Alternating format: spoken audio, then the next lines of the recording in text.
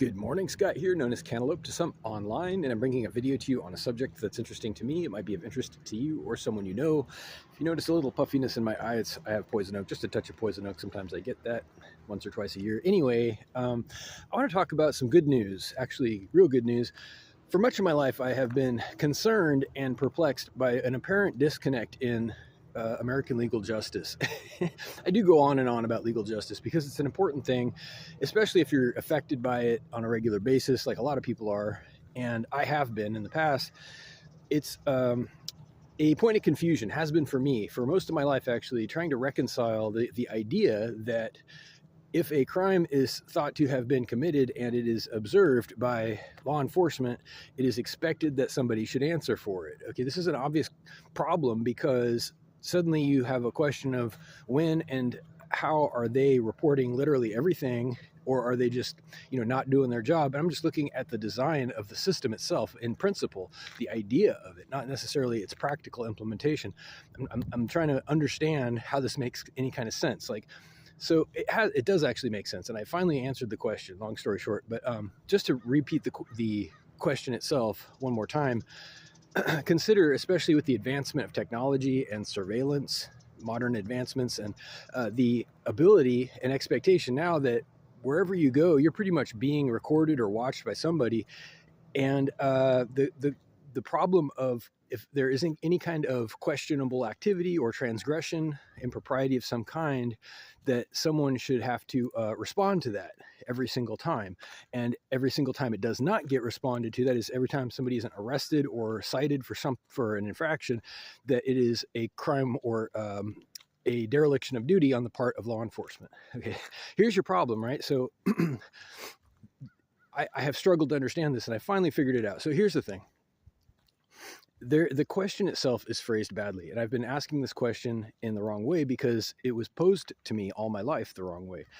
I have been exposed to ideas like certain behaviors are quote unquote illegal, and if they ever happen and they are witnessed to have happened, regardless of circumstances or context, it is against the law categorically, and somebody is expected to do something about it. And if they do not, then they are, being corrupt or generous or in some fashion not in accordance with the system as designed. But here's the thing. No behavior, and this is the answer, this is the ultimate answer to this question, no behavior is illegal before there is a breach of contract. This is the explanation. No behavior is illegal or categorically against the law until there is damage outside of a contract, because it's literally nobody's business but the people involved. That is to say, if you're on private property, for example, you aren't necessarily trespassing if you are an invited guest. You see, there's the circumstance. There's a circumstance that's relevant. And it turns out every single legal question or questionable behavior has a mitigating or extenuating circumstance, potentially. And this is a segue to the conversation of due process and why we have legal representation, courtrooms, and the promise of a speedy trial and all this stuff, so that you can defend yourself and explain, hopefully, what your excuse was, if there was one. Because charges are easy. Charges are a dime a dozen, right? You can just create something out of thin air if you don't like somebody. And let's be honest, people do this, especially when they're growing up. They lie about stuff and they accuse people falsely just to see what happens, or just to retaliate or whatever. And this is not new. This has been going on since the dawn of time. So our legal system has answered this by saying, okay, well, if it's substantial, if it's an apparently serious charge or accusation, we will investigate, and you will have an opportunity to explain what happened. And this is what the whole purpose of the court is, right? So you go into your trial or your your hearing or whatever, and you say, well, I had an invitation, and then the judge or jury rules based on the evidence which way it goes.